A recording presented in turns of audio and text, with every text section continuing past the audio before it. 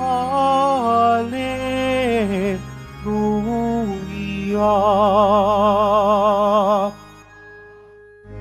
Hinirang tayo ni Kristo upang mamungang totoo bilang mabubuting tao. Hallelujah, Hallelujah, Hallelujah, Hallelujah.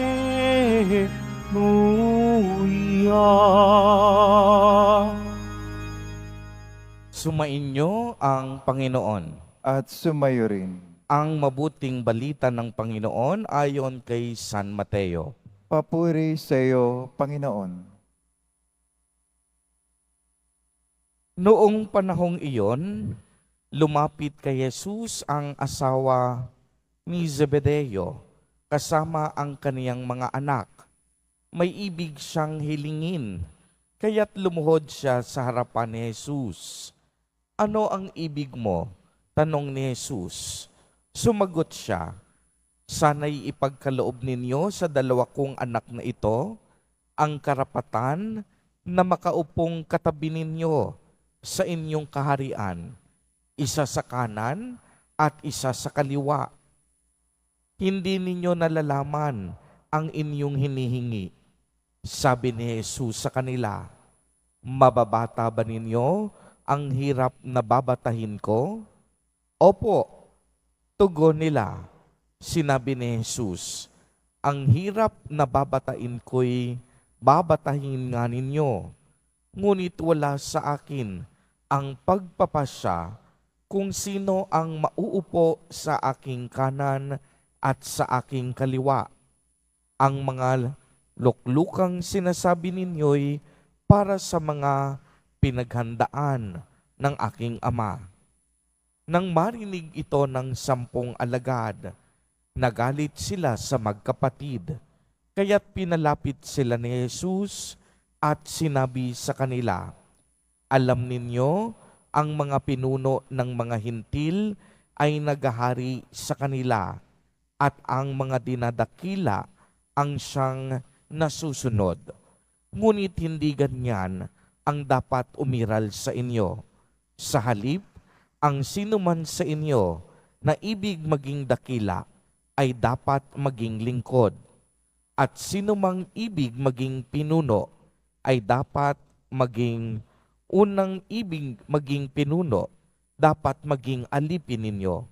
Tulad ng anak ng tao na naparito hindi upang paglingkuran, kung hindi upang maglingkod at ialay ang kaniyang buhay para matubos ang marami.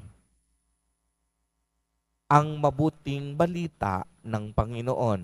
Pinupuri ka namin, Panginoong Hesukristo. Magsiupo muna lahat. Magandang umaga po sa inyong lahat, mga kapatid kay Kristo. Sa lahat po ng ating mga taga-subaybay sa iba't ibang online platforms at sa ating mga kadiboto sa iba't ibang panig ng Pilipinas at maging sa buong mundo kung saan tayo ay naaabot ngayon ng ating live streaming. Mapayapang umaga din po sa inyong lahat. Purihin at dakilain natin ang ating Panginoon, ang mahal na poong Jesus Nazareno.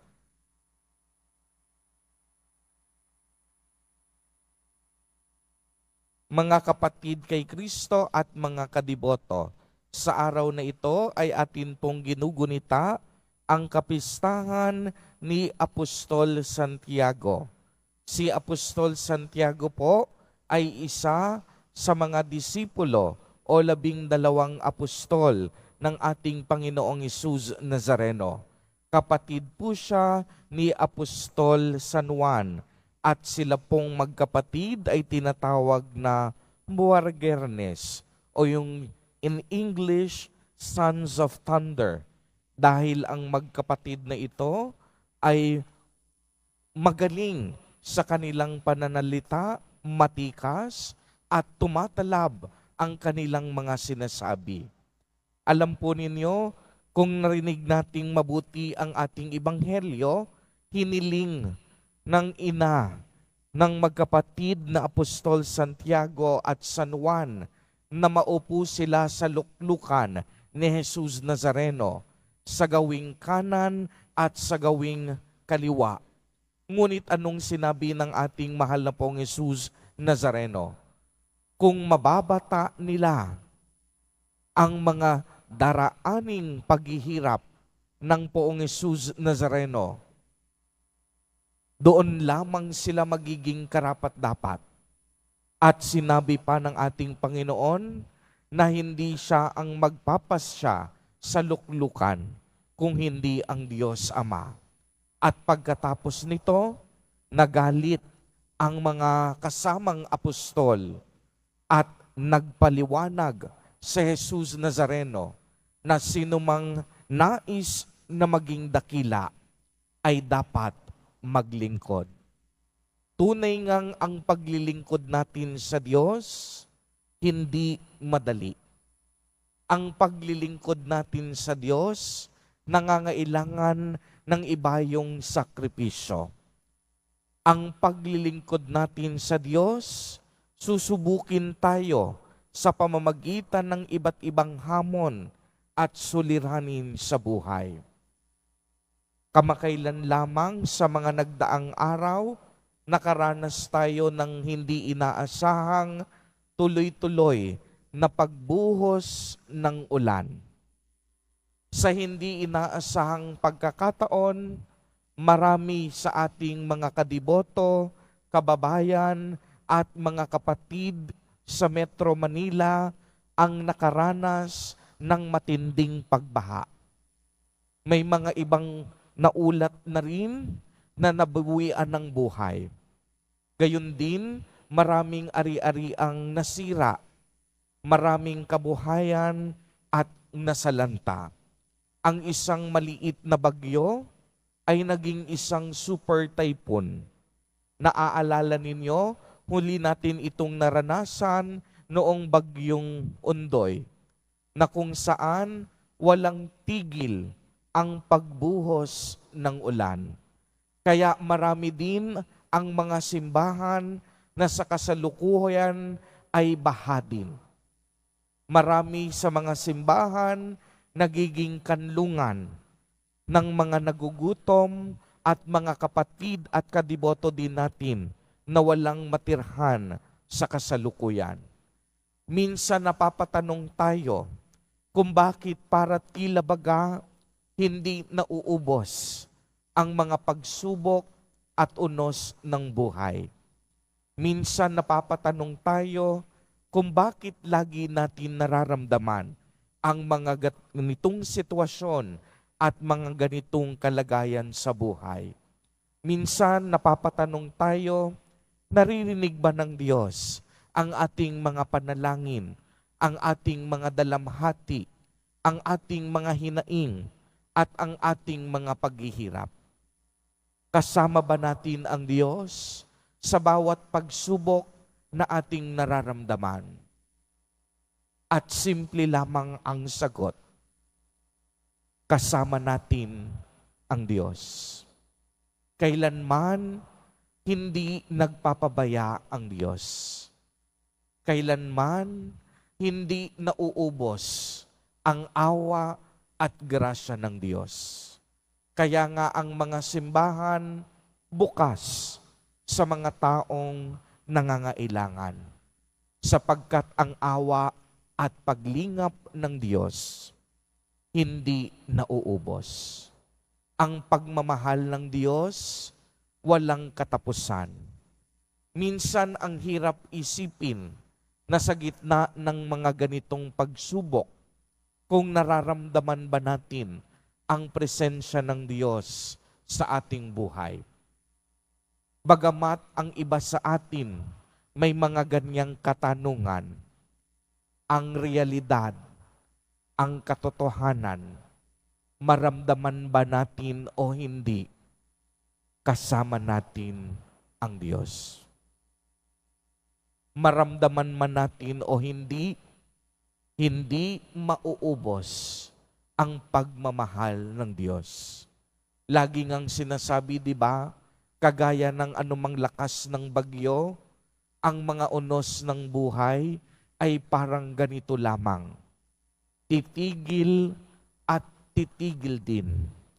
Anumang lakas ng bagyo at pag-ulan, makakabawi at makakabangon din tayo. Ang mahalaga, alam natin na may katuwang tayo sa isa't isa. Na alam natin na maaari tayong magdamayan. At sa mga ganitong sitwasyon at pagsubok ng buhay, sinusubok ang ating pananampalataya.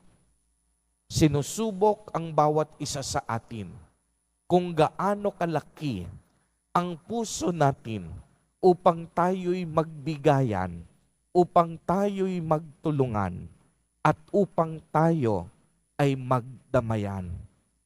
Kaya nga ang panawagan sa bawat isa sa atin na tayo'y makipagtulungan, na tayo'y tumulong sa abot ng ating makakaya, sa ating mga kapatid na naghihikahos at mas higit na nangangailangan sa mga sandaling ito.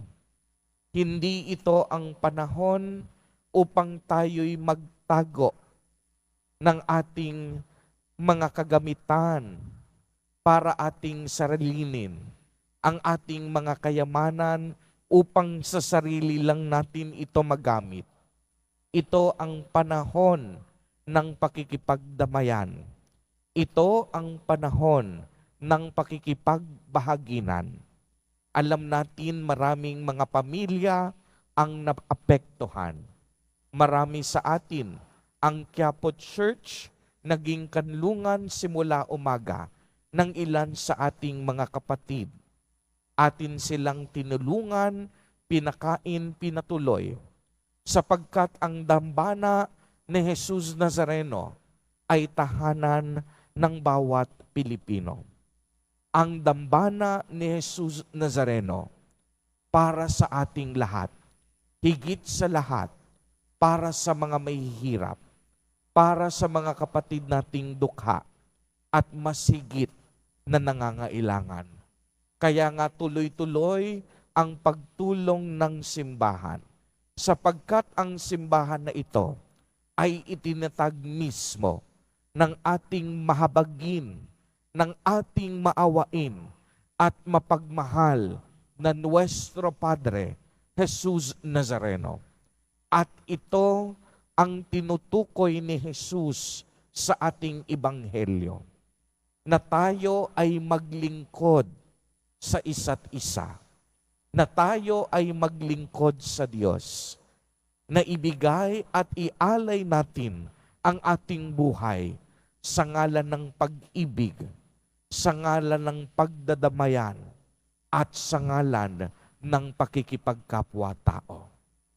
Mga kapatid kay Kristo at mga kadiboto, sa mga panahon na ito na tayo ay sinusubok ng mga kalamidad at unos ng buhay, ito ang panahon upang tayo'y magtulungan. Ito ang panahon upang ibahagi natin ang ating sarili sa iba. Ito ang panahon upang ipaabot natin ang ating pagmamahal. Ito ang panahon upang mas lalo tayong kumapit sa ating Panginoon. Alam natin at alam ng ating puso, hinding-hindi tayo pababayaan ng ating Panginoon.